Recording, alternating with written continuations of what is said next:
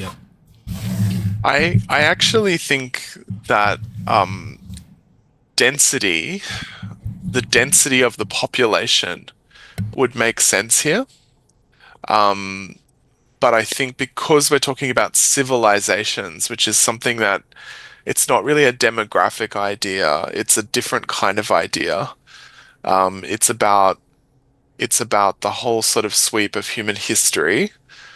I think they we talk about civilizations rising and falling. Oh, yeah. Um, yeah, so it's actually like you're on the right track with density because I think it's simply true that with agriculture, population density can increase. But what doesn't increase is the density of civilizations. That would imply that there were like extra societies popping up in this small space. But what actually happens is that there's a denser population, which is associated with the rise of civilizations. Can you also please give us an example for rise of civilization in another sentence? For example, in Australia or United States. I don't know. You could say there's a debate um, as to whether civilization rose in Australia before Europeans arrived, or whether the arrival of Europeans Lead was to rise was of. what led to the rise of an Australian civilization. Yeah. Perfect. Yeah. And Okay. So overturning is kind of to set something aside and move on. Like you're with something like a guideline or a law or a rule, if it's overturned, it means it's kind of rejected and put to one side. It's kind of like it's not exactly the same as discarding, but you can kind of imagine it as being a bit like that. Um, it's it's also related to the idea of legal judgments, overturning a judgment.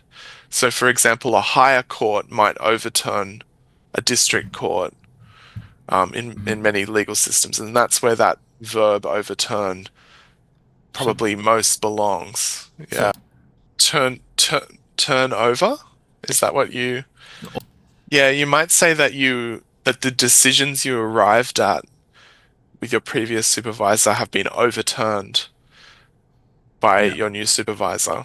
So that idea of overturning a decision or overturning a rule or overturning, in this case, a guideline, is a common one. Literally overturning something is like you take a table and you throw it over, like the Incredible Like Hulk. this. Yeah. But figuratively, it's used in this way. It's like you're rejecting a previous decision. Yeah. And also overturn a law. Australia, for Um, example. I think more often it would be a legal decision or an interpretation that So was is there any law? overturned. Is there any law in Australia recently that was overturned? Um, so sometimes it happens that there'll be one interpretation of the law will be made in one court case, and then the people involved will say, we don't like that interpretation. We're going to contest it, and it gets taken up to the higher court. So Australia has a high court which Hmm. decides if it becomes such a big question that the Australian Constitution is involved, We then call they it go, Supreme Court in some well, countries. yeah, so the Supreme Court decides matters of uh,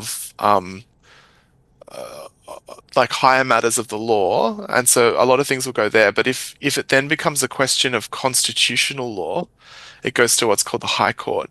Yeah. So there's a doctrine that was overturned by the High Court in the 1990s. It's a doctrine called terra nullius. Terra nullius. Okay. Yeah, and the implied doctrine was that Australia was empty before the British arrived.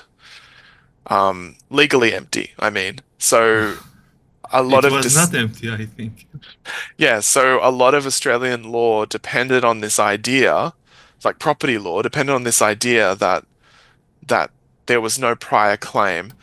When they got to this was contested by various people. So a group of people who had lived on one island in the Torres Strait forever, as far as they knew, contested this law and said this law doesn't like terra nullius as a principle doesn't exist. We've lived here forever. This was our country before, and is still our In country. yeah, Um, I so think yeah, they overturned. overturned that principle. Yeah. Yeah, that's how do they make that law? Who suggested that once? Because it So it feels wasn't it yeah. wasn't really a law, it was an assumption, Mm, um, which was a convenient assumption. Um, so what they found instead is that if someone's tenure or ownership had never been interrupted since the arrival of the British, then it continued to be the case. So they basically continued to have native title, what it's called, to that land. So most places in Australia there had been disruption and other property had been claimed, but in some places there had never been any disruption. great. Um, mm, I got it. And let us talk about Foods, yeah. Um, so this is when foods become countable. We're thinking about like food products, so specific products.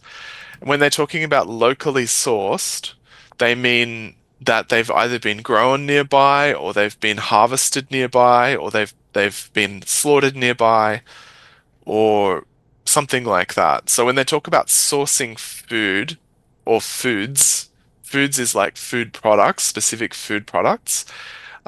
It's about where has it been grown or created, and how close is it to the place that it's being consumed. perfect. I got it. And Um, yep. yeah, so one size fits all comes from clothing. You know, you go to somewhere where they sell very cheap clothing and they don't have clothes in different sizes. They just say one size fits all. Like, everyone wears the same size hat or everyone wears the same size t-shirt. So the idea is that there's just one product that exists for any customer. It's the same idea here. One solution is right for every customer or for every person who needs nutrition advice. Actually. Yeah, but I think a lot of diet advice does imply that. You know, it says don't eat too much sugar, but some Mm, people some yeah, you're people are right. very Yeah. prone to diabetes, and that's a problem for them, but other people need to be given advice about salt, No, not sugar. hopefully. Yeah. Great. Mm. Yeah. Exactly.